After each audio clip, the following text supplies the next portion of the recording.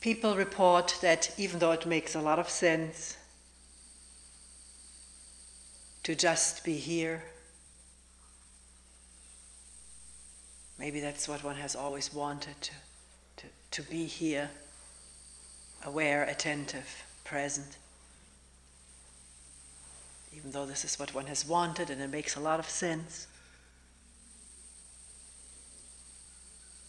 it's so difficult or seemingly impossible to do this without some kind of a focal point, having some kind of focus for this attention.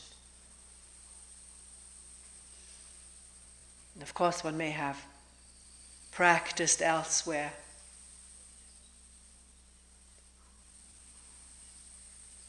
where a focalized practice is offered, required, which maybe now in retrospect, one is trying this thing of just being here, and in retrospect seems so much easier to concentrate on something. Concentrating the mind, thought, on a point in the body, between the eyes, middle of the forehead, tip of the nose, 4 fingers below the navel, and maybe inaudibly voicing something, a word, a koan, a mantra, or concentrating on the breathing by counting it. That's very often a beginning practice, counting inhalation, exhalation, up to a certain point or infinitely. And without that, not having that kind of a willed focus, intended focus, seems to be drifting all over the place. This is what is being reported. That's putting the feeling into words.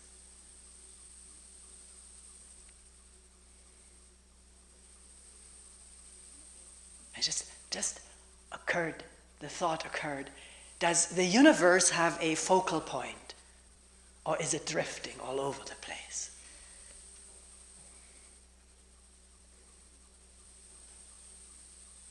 We don't really know whether these words even apply. But if we think we have to have a focal point, then we miss it. Because thought has such incredible power on this whole organism.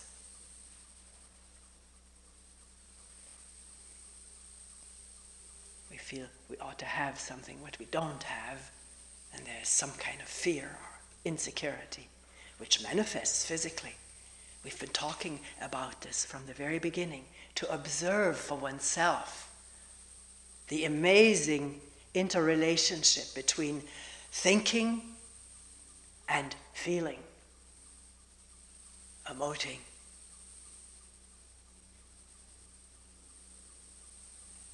One uncomfortable thought about something going wrong, a fearful thought, something may be going wrong, or I have done something wrong, or I'm doing something wrong, has the power to instantly, however long it takes from the thought to get to chemically, neurochemically, electrically, to all the different receptors on the organs, glands, muscles, to mobilize the body into uncomfortable sensations.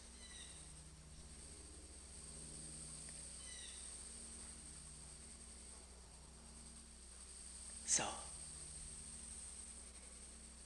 do we need a focal point in order to be here? without drifting. That's a very ideal utopian situation. If I have a focal point, then I'll be here without drifting.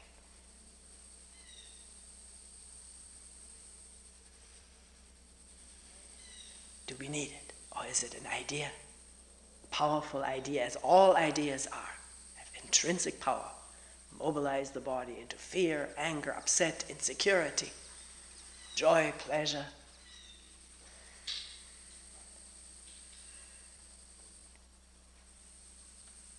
I remember when teaching at the Zen Center many years ago,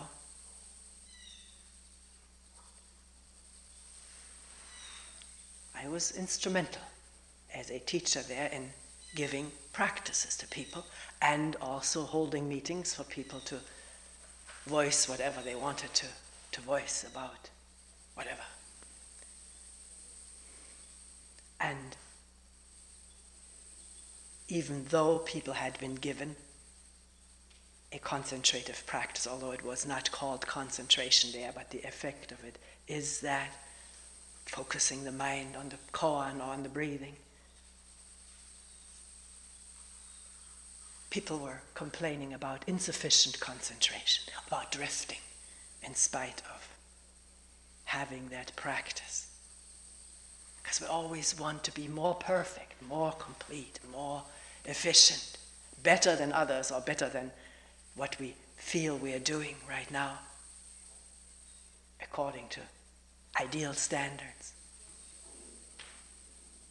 And the mind is controllable up to a point. Different people from the outset have different talents for concentration. Right from the outset, one person can be very concentrated on the breathing, and someone else, maybe having been at this for years, feels the mind is drifting all over the place.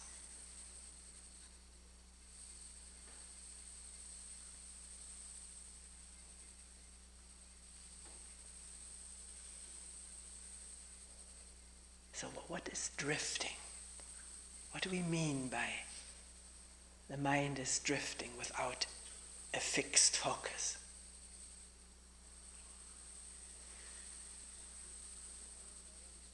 What do we mean in all simplicity? Not sticking to the word, because the word already has a negative implication. One is a drifter. Shouldn't be, it's bad, should be here, together with things. So what do we mean by drifting? What do we mean when we say the mind has drifted away? And don't just listen to what I'm going to say, but look. I should be careful to make pauses long enough for all of us to look. When a question comes up, what does it mean? My mind has drifted. Has it drifted right now? Meaning what? One didn't hear what was said, was thinking about this or that. The more interesting the fantasies, maybe the more the absorption in it, and the more the felt drifting when one wakes up to the fact that fantasy was going on. Drifting was going on. Drifting into fantasy. Imagining something wonderful to happen or something frightful that could happen. And all the corresponding sensations, emotions. Wanting, pleasure, fright, fear. Manifested by this ever-serving, ever-faithful body to manifest what thought triggers it to do.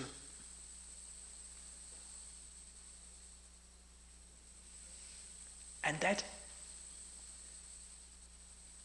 getting absorbed in fantasy after fantasy, or sometimes just what people call crazy random thoughts, no rhyme or reason, wondering where this nonsense stuff could even come from. Well, it comes from here. out of this consciousness manifesting in each individual human body comes all kinds of gobbledygook, in addition to fantasies, creative thinking, constructive thinking, purposeful thinking.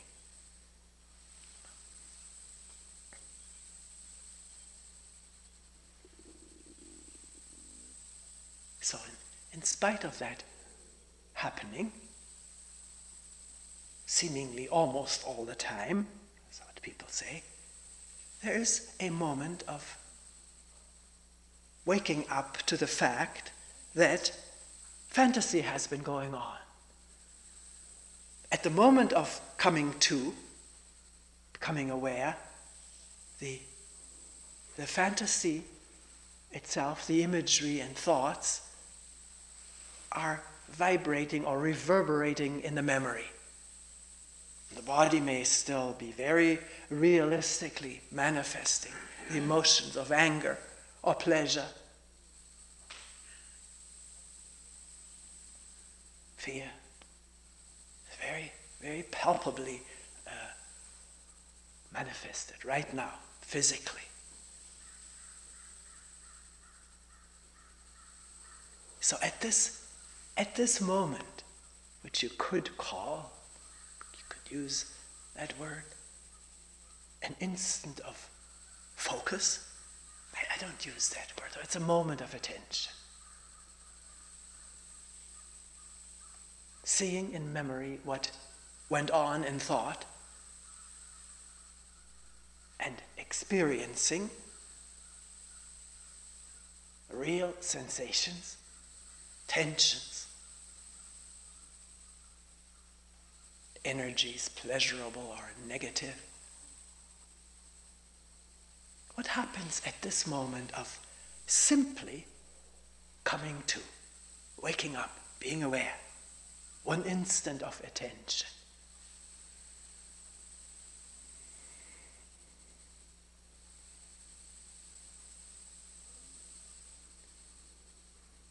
We usually don't even acknowledge it as a moment of attention, because in rushes a new train of thought about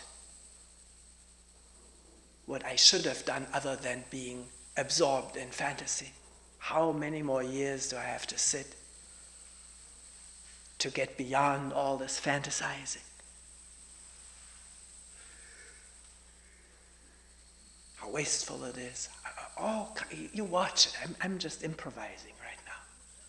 It's for each one of us to discover what, at a moment of waking up, a moment of attention, finding that there has been drifting going on, what happens? It's a very crucial, interesting moment, in which usually the habit of one fantasy is replaced with the habit of another fantasy of how one should really have been or should be from now on, or the habit of deploring one's behavior or judging it is useless, judging oneself as a hopeless case.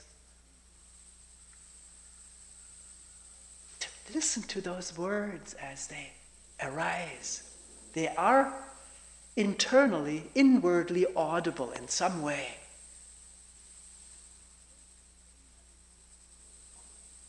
They're not just feeling, they're also words put to our feelings. I just can't do it. Or, why can't I be like so-and-so? Or is at that one crucial moment of attention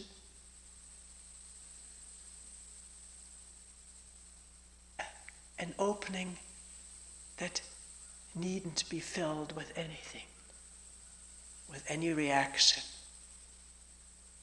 commentary upon what it is that reverberates in memory. Just an open moment of crows cawing,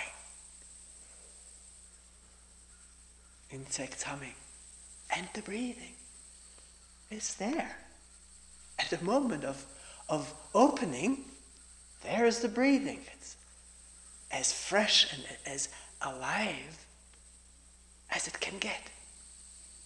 More alive than when it's counted. Then it becomes sort of a deadened thing very easily. Although I don't want to speak for others. You may find that counting it makes it very much alive.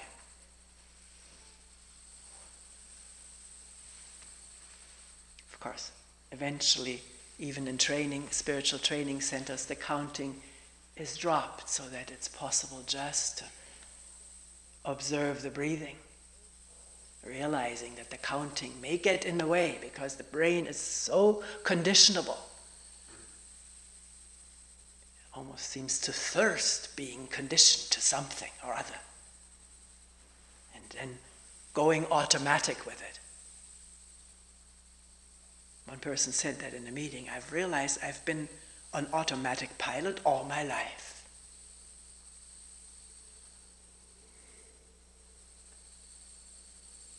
That's a moment of awareness. Realizing something and putting it into words. The skill is not to now live with the words and react to the words. Oh my God, what a horrible way to live. I've been on automatic pilot all my life. And one can really create a catastrophic scene. And the body reacts to it, manifesting catastrophe. And then maybe a moment of waking up again to this whole ongoing thing which we label as drifting.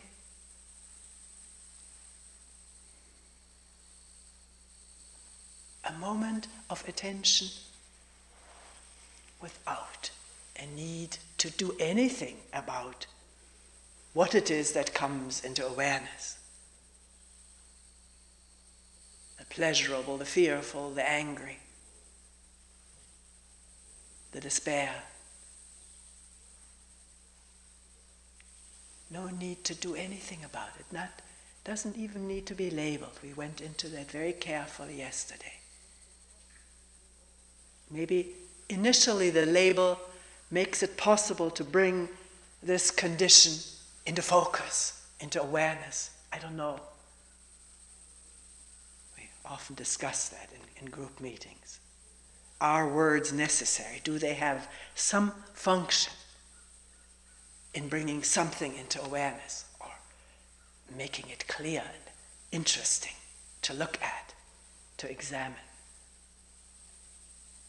But the allowing it to be here as it is, to allow it to reveal itself, to speak up if it will, it may utter words, and to listen to it as listening to the crows and cicadas.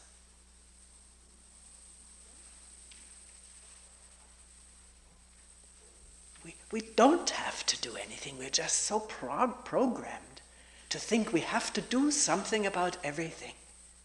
It sits so deep, so it's worthwhile discovering this reflex, this conditioned reflex. Seeing something, becoming aware of something, and I have to do something about it. Comment on it, react to it. Name it good or bad. Change it. I have to change it. Such a deep reflex. Or hold on to it. I must keep this. This is wonderful. So, is it possible at this crucial moment which happens to human beings, and particularly noticeable in a retreat, where there's so much quiet and stillness and gathering energy, is it possible for a moment of attention to be just that and allow it to shed light, bring into view, if you will, make felt, heard, seen, touched, what is simply there.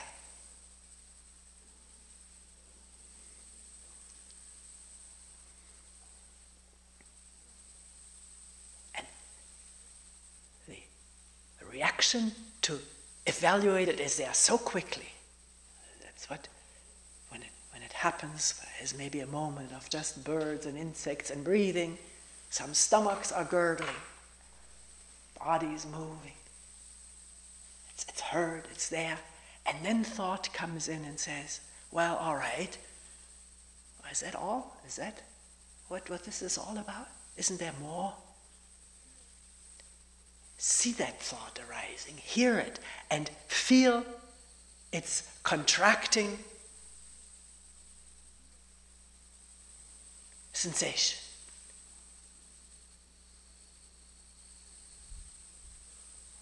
I mean, not just contracting. The words have to come out of the experience itself. Is this all? There should be more. This isn't much. Or, as more thinking goes on and more evaluation of the situation, now a memory, or seen through ideas. It's no longer the crows calling, it's thought saying, well, the crows are calling and the insects are peeping, so what?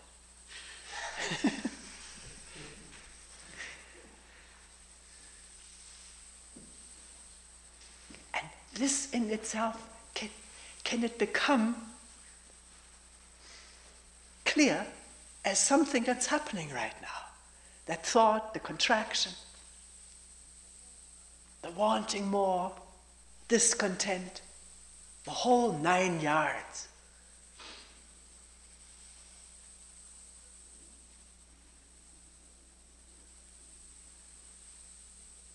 At a moment which also reveals freshly, any time it happens, what's really going on. Not the words, not the ideas, not the evaluation, but heart beating and breath flowing and words sounding.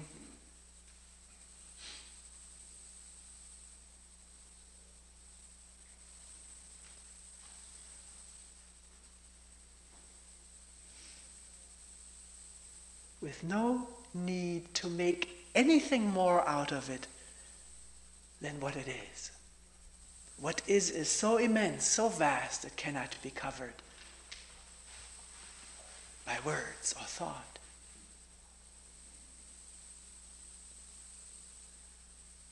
It is truly infinite,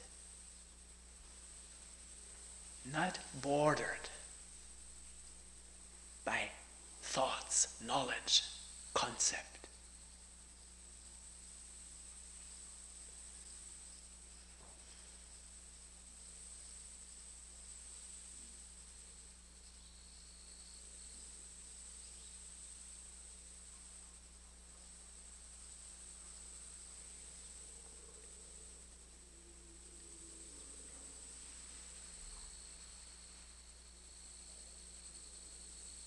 So, we're coming back to our original question of the first day. Is it possible to listen freshly? Revealing all the old tracks of listening and reacting.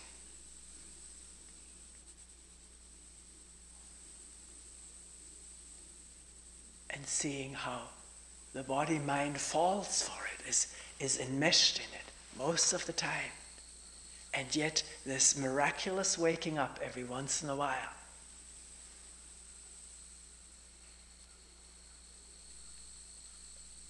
To what's really happening. Without really knowing it, can't comprehend it all in words and ideas.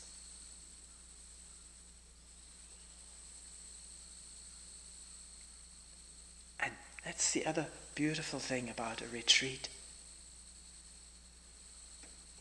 There's lots of time. We're not under pressure to accomplish anything, now or later.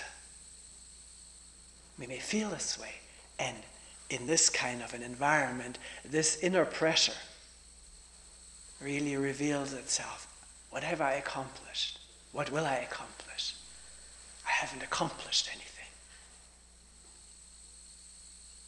To listen to that pressure, to the words that accompany it, in wonderment, and with lots of time, lots of patience. We don't have to get any place, because everything is here.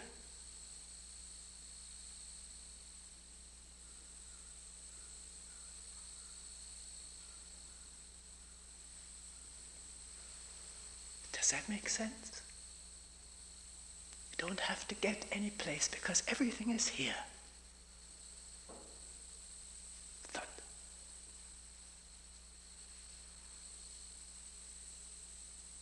Does thought want to comprehend it? Watch its motion. Listen to the body express the motion of thought. Wanting to understand this whole thing.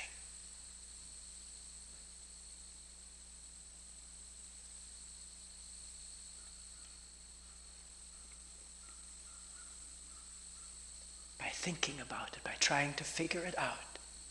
You track thought doing that with some interest, not pressure to stop it or change it, just tracking it with interest. And as several people have already reported, if I want to try to track a thought, it's not there. It's gone, it's fizzled. So what am I going to watch? What do I watch if my thoughts fizzle when I try to watch them? Well, watch the fizzle. And what's there now that there's no thought? A moment of no thought? Or it's already the thoughts about what should I do?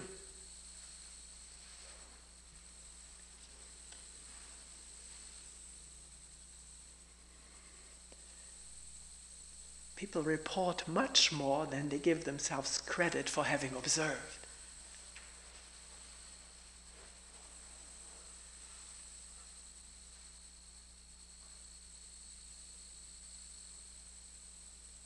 And it's so difficult to stay with pure observation because of thought overlaying it with reactions of right and wrong.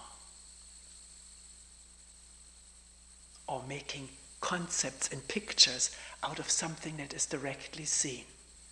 Like the way we love going around a beautiful landscape into the Grand Canyon with a camera to take pictures. My sister is a very avid, wonderful photographer. She just delighted in taking pictures, particularly in the West, American West, in the Grand Canyon. But she said, you just don't quite get it. No matter how many pictures you carefully put together in a panorama. Piecing it together again, it's not the same thing. But this is how we live most of the time, in pictures. Not just about the Grand Canyon, but about each other.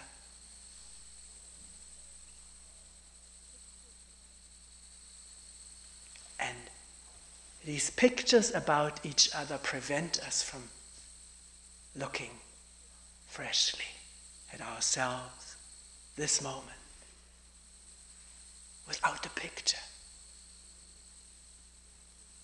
Or at you, this moment, without a picture. Maybe this is jumping ahead too much. Not think about how could I look at you without a picture, but see the picture that is there. And see that it is a picture. A remembrance. An image, we call it. See that instantly. Is it possible? Sometimes it is, and then it's a tremendous relief to see the truth. That what I thought was you is a picture in the mind. What I thought was me is a whole photo album full of pictures. constantly adding new ones. And I don't talk against picture taking. I love pictures too. I don't take them anymore, but sort of get them from others.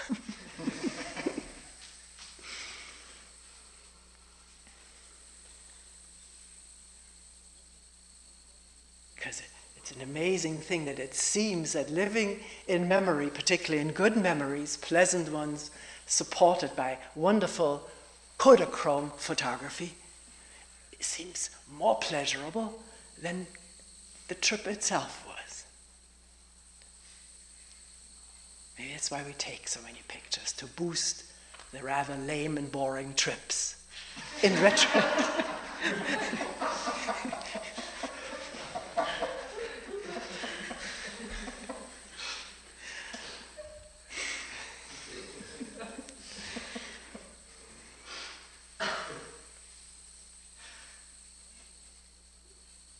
I wrote it someplace how remembering my birthday party from last year and previous years was always so much more exciting and titillating and pleasurable than the event itself. It was all right. But then the pictures afterwards, they took their place in this memory gallery in which we live. Most of the time. Sometimes some light filters through.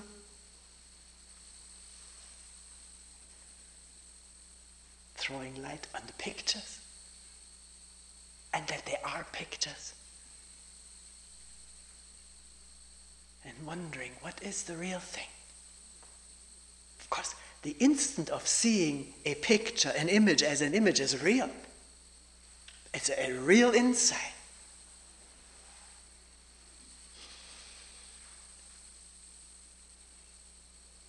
I mentioned it many times in retreat, but I'll do it again because it was so vivid, so releasing. The time that I had said something in a talk about somebody. Not about, but something that's person related. And it came in as a good example. A talk is more vivid when they're examples. It becomes very abstract.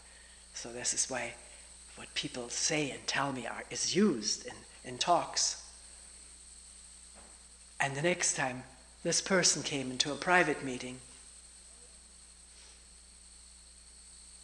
he told me he got very angry when his private story was used in public.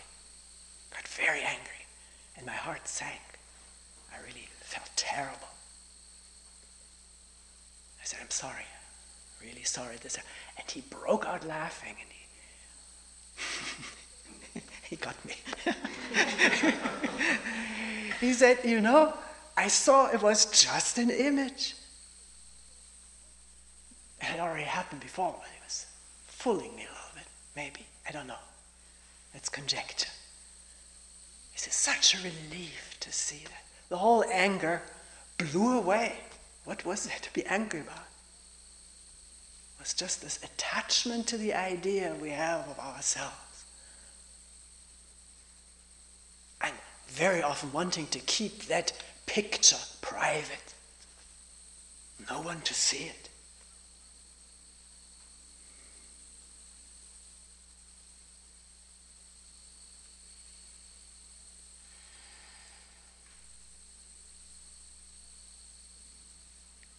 Is that correct? Because there's also pictures of ourselves that we want to make public, that we are like this and not the way we tell somebody in confidence that I get angry. We don't want somebody to know that I can get angry, that I can get this way or that way. Because we cling to the facade of that we present to others. And are in mortal fear that this may be that it may be exposed how we really are. Because this is breaking down these days with so many support groups and psychotherapies in which we're encouraged to bring out talk about, reveal how we really feel. But this can still be a story. We may still try to enhance it, beautify it, according to these deeply set ideas of how we should be and how we want to be. And the fear of that being cracked or punctured. But what are we anyways? From moment to moment, from changing moment to changing moment.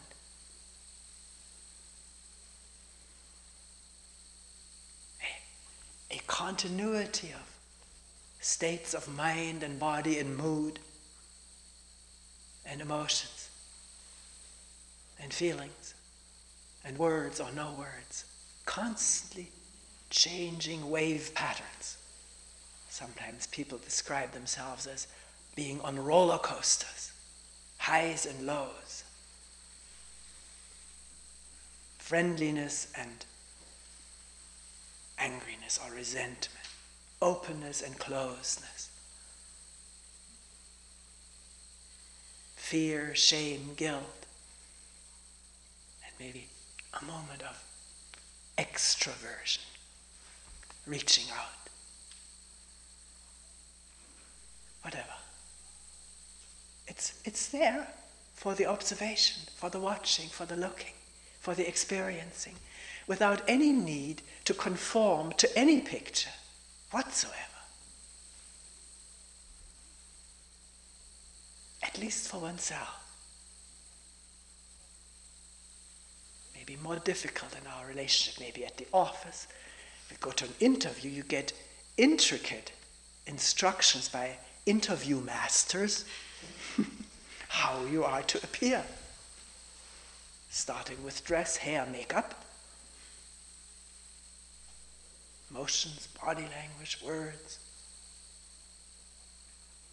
And one may be quite rational about this. If one really wants this job, needs it for livelihood, maybe one will go along with these guidelines and present the image, hoping that not every moment of one's life in the office one will have to present an image, that there's something more to the work than that.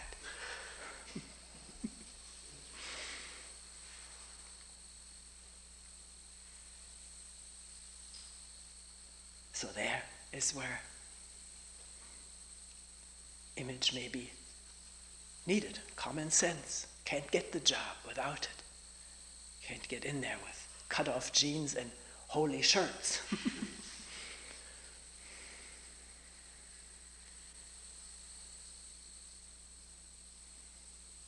So for oneself, and maybe with some trusted friends, can one begin to be honest about how one is? And that's only possible when, if the images are seen and put aside, not used as standard guidelines. And we could also say not identifying with what it is that is revealed, the anger, the greed, the jealousy, some murderous thoughts against someone. Just seeing it as emanations from human consciousness. I don't mean as a rationalization, as a fact. Because we say this is me. But we don't know what me really is. We're questioning that. So maybe it'll be helpful just to see it as the human body-mind revealing itself in the presence of interested observation.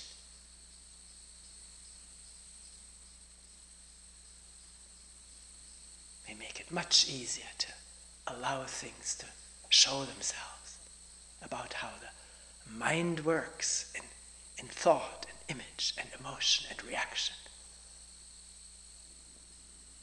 for each other, against each other.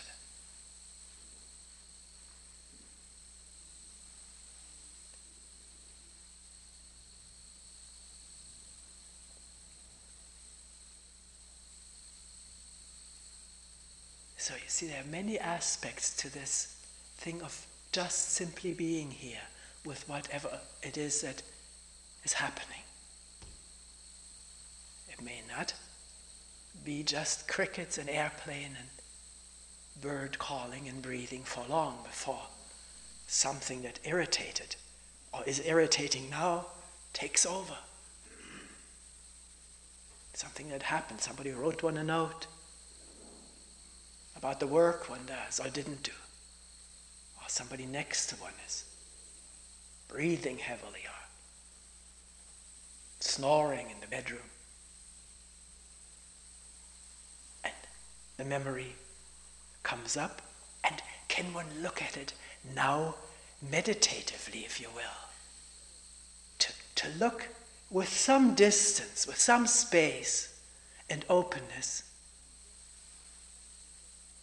at all the reactions that come with the words we use describing the neighbor or the supervisor. How it works, how it affects ourselves and each other in our relationship.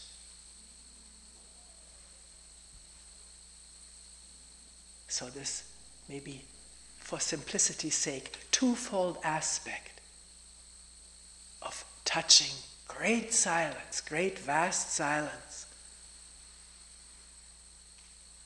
The humming and moving and breathing is all happening in silence.